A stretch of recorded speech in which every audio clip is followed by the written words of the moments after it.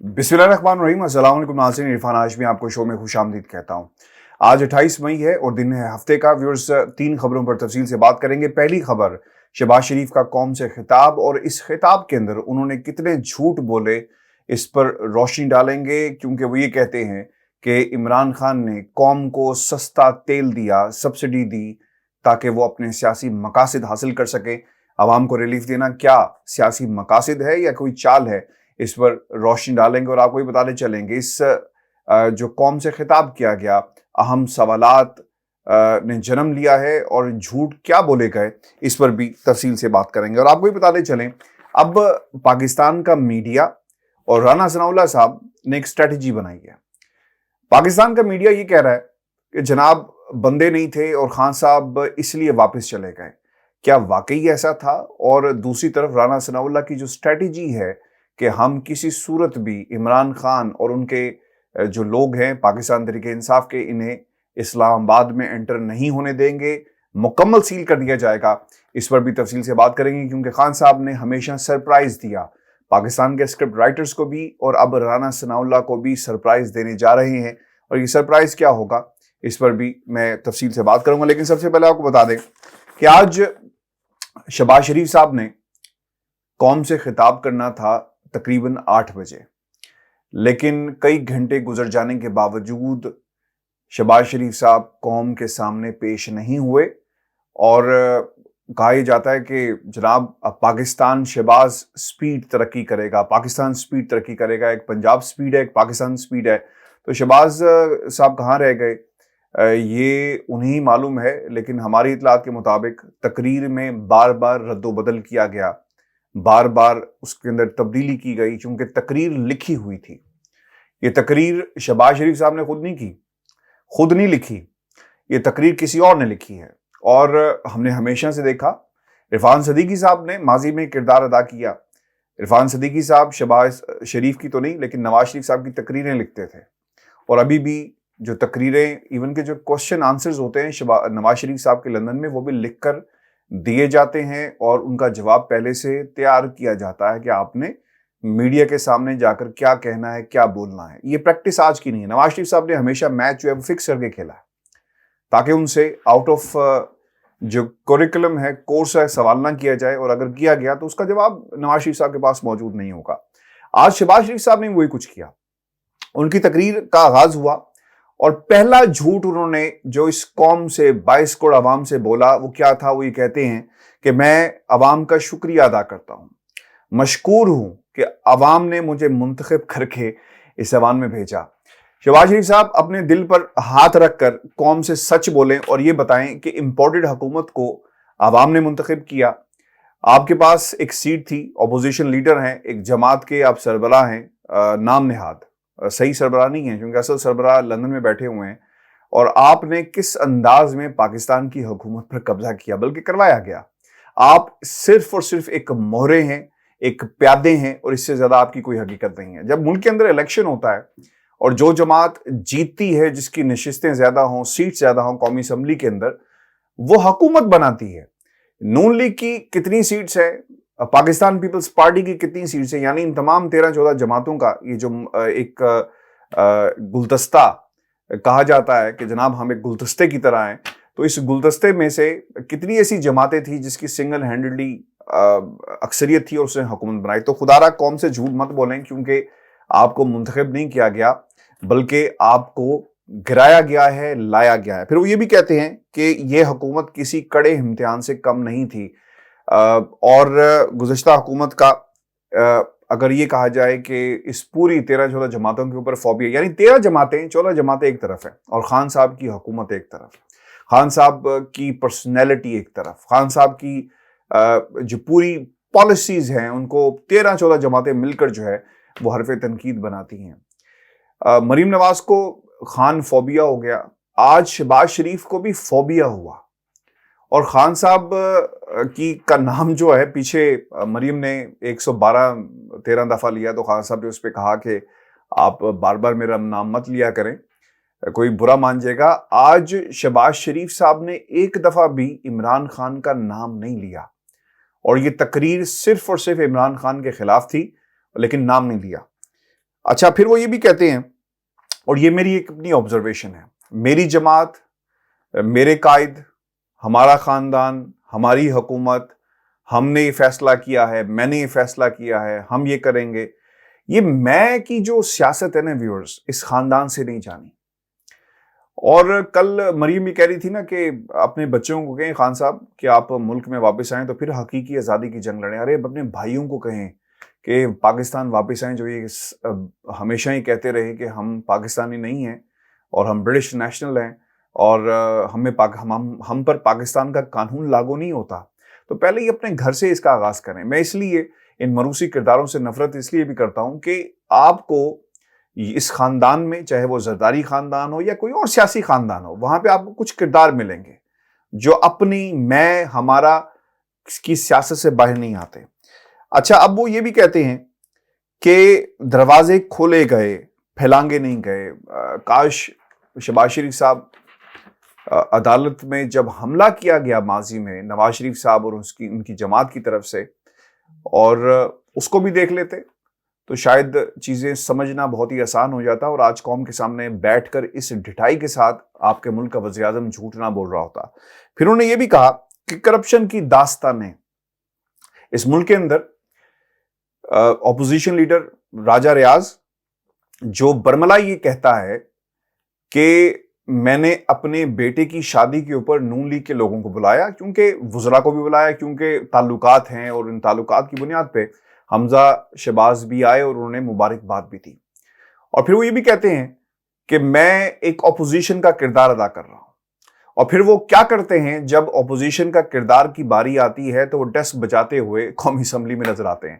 شہباز شریف صاحب تقریر کر رہے ہیں اور وہ ڈیسک بجا رہے ہیں، کیونکہ انہیں ضمانت دی گئی کہ اگر تم اچھے بچوں والی اپوزیشن کرو گے تو کل ہم تمہیں اپنی پارٹی کی ٹکٹ دیں گے، کیونکہ اب تمہیں پاکستان تحریک انصاف سے ٹکٹ نہیں ملنی. اور پھر انہوں نے اپنی شادی کے اوپر ان تمام لوگوں کو بھی بلایا، اپنے بیٹے کی شادی کے اوپر، اور ایک پیغام یہ دیا کہ اکٹھے جئیں گے اور اکٹھے مریں گے، اور اکٹھے جو کچھ اس وقت ملک کے اندر ہونے جا رہا ہے وہ کیا ہونے جا رہا ہے. میں آپ کو خبر دیتا چلوں، 3 لوگوں کے نام جو ہیں وہ شارٹ لسٹ کیے گئے چیئرمین نیب کے حوالے سے، بشیر میمن اور فہد حسن فواد، اور ایک اور نام ہے. ان میں سے کسی ایک کو باقاعدہ اس کا انتخاب کر لیا جائے گا. اب مسئلہ یہ ہے کہ اس میں آپ کو اپوزیشن لیڈر کی رضامندگی کی ضرورت ہے. تو گھر کا اپوزیشن لیڈر ہوگا جسے آپ کہیں بیٹھ جاؤ وہ بیٹھ جائے، جسے کو بولنا شروع کر دو وہ بولنا شروع کر دے، جسے کو ہاتھ اٹھا لے وہ ہاتھ اٹھانا شروع کر لے، جسے کہیں آپ کہ زیادہ بات کر لیے خاموش ہو جاؤ وہ خاموش ہو جائے. تو ایسے اپوزیشن لیڈر سے آپ جب مشاورت کریں گے تو وہ پھر آپ کی مرضی کے جو انتخاب ہوگا وہی اس کا انتخاب ہوگا.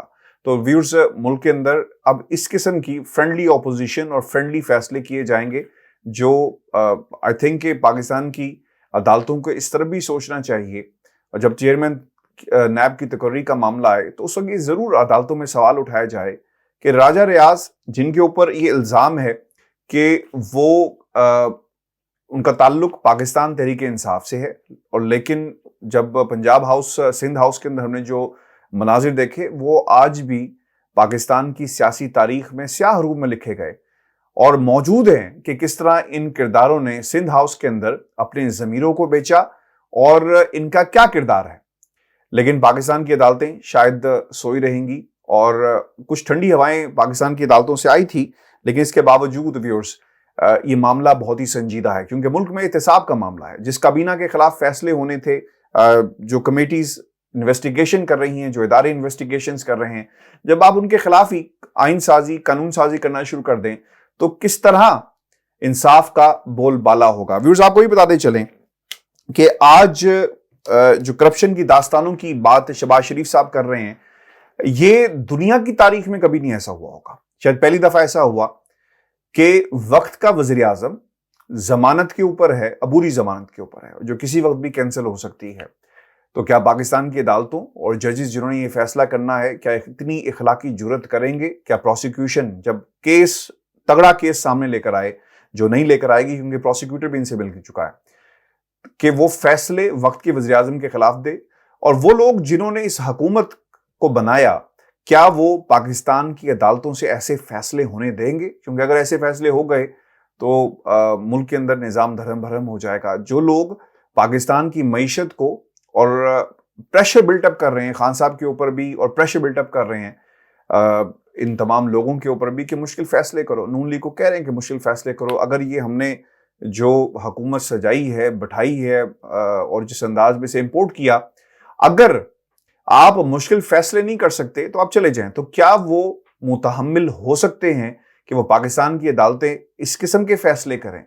تو وہ لوگ جو سمجھتے ہیں کہ ہمارے ملک میں عدلیہ آزاد ہے، یہ ان کے لیے کہ آپ ریکارڈ کے اوپر کیس ہی نہ دیں، آپ پروسیکیوشن کو یہ بار بار کہیں کہ جناب ابھی وقت چاہیے. جب جن لوگوں نے مدعی بننا ہے، جن لوگوں نے کیس کے اندر اس کیس کو پروسیکیوٹ کرنا ہے، جب وہ ریکارڈ کے اوپر آ کر آپ سے بہانوں سے کام لیں، تو پھر انصاف آپ کو کسی صورت بھی نہیں مل پائے گا. شہباز شریف کی کرپشن کے قصے ملک کے اندر، ملک سے باہر بھی ان کا ذکر ہے. ڈیلی میل کا کیس موجود ہے، منی لانڈرنگ کا کیسز موجود ہے جن کے فیصلے آنے ہیں.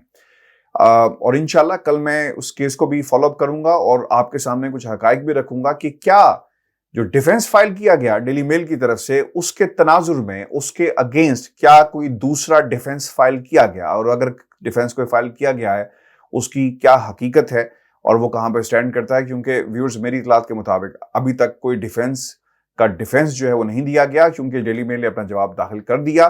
اس کے بعد اگر کوئی جواب داخل کیا گیا، اس کی کیا اپڈیٹ ہے وہ آپ کے ساتھ انشاءاللہ میں اگلے پروگرام میں ضرور شیئر کروں گا.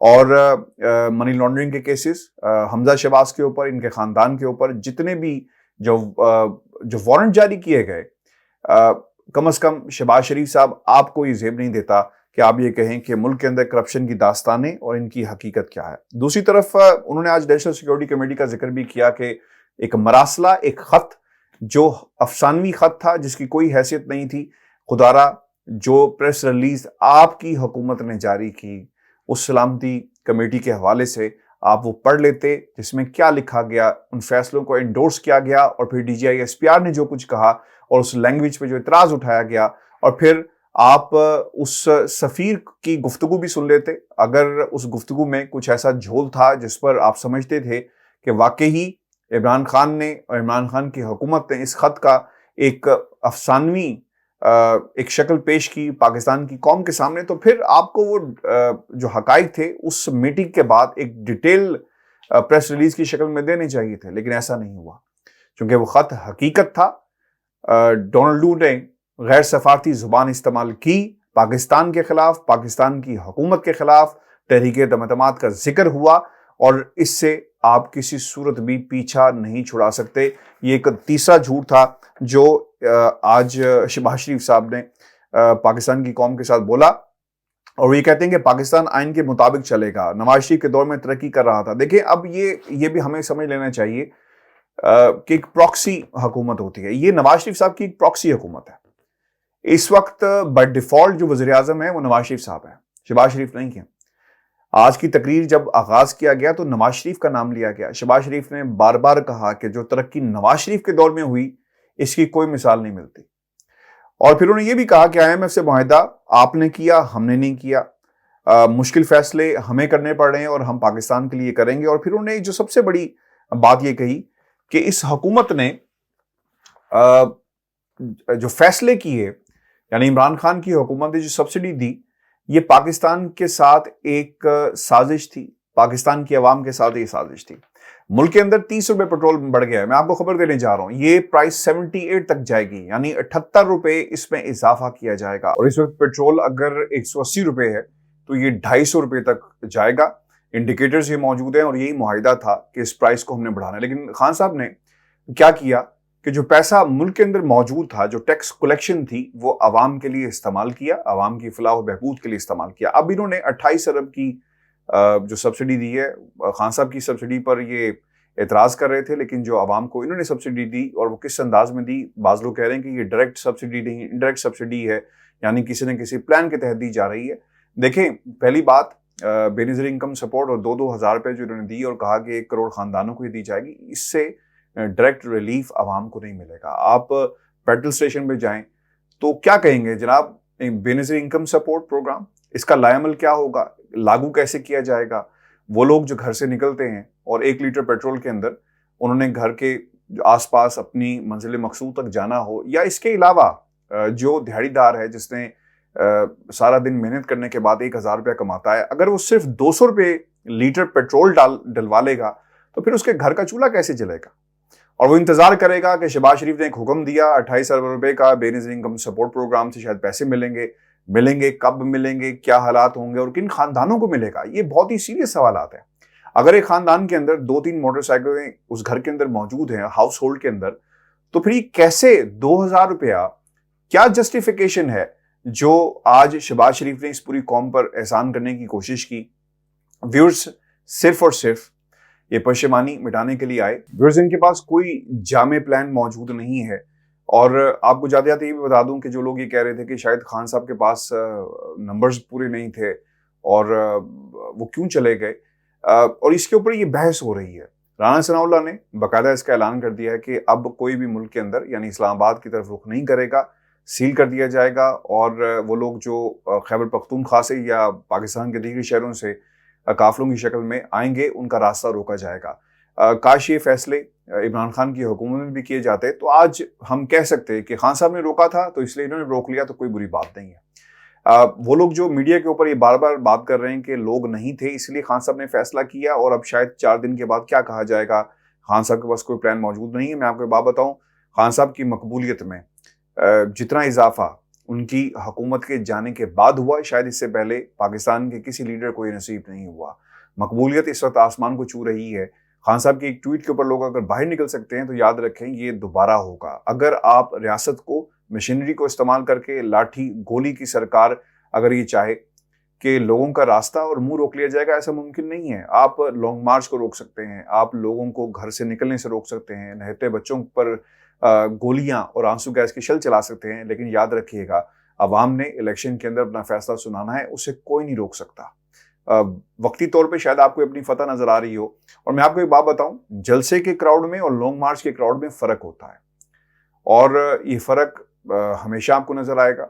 आप जलसा करें, लोग तमाम मकातिब फिक्र के लोग पहुंचते हैं अपने महबूब लीडर को सुनने के लिए, चाहे वो किसी भी जमात से हो, लेकिन लॉन्ग मार्च के अंदर टैक्टिक्स और सिचुएशन थोड़ी सी मुख्तलिफ होती है और इसको बुनियाद नहीं बनाया जा सकता ये कहते हुए कि खान साहब की मकबूलियत में शायद कहीं कभी वाक़या हुई। और बाज़ लोग ये कह रहे हैं कि 4 दिन बाद क्या होगा, लॉन्ग मार्च नहीं होगा। याद रखिएगा खान साहब ने हमेशा सरप्राइजेस दिए और फिर वो सरप्राइज देंगे। और इवन के उनके जो आसपास के लोग हैं उन्हें भी मालूम नहीं होता कि खान साहब किस वक्त क्या पैगाम दे दें। और फिर जाहिर सी बात है पार्टी के अंदर जितने भी लोग हैं उन्हें अपनी लीडरशिप की बात जो है वो माननी पड़ती है। और यही खूबसूरती है जमात की। जो फैसले किए जाते हैं इस पार्टी के अंदर वो कोई डिक्टेटरशिप नहीं होती।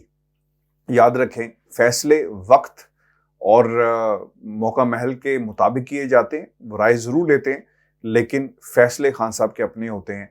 सुनते ही वो सब की हैं लेकिन आखिर में फैसला वो अपना करते हैं। व्यूअर्स आज का शो था हमारा, अपने कमेंट्स जरूर भेजिएगा, चैनल को सब्सक्राइब करना मत भूलिएगा। इजाज़त दीजिए, अल्लाह ने के बाद।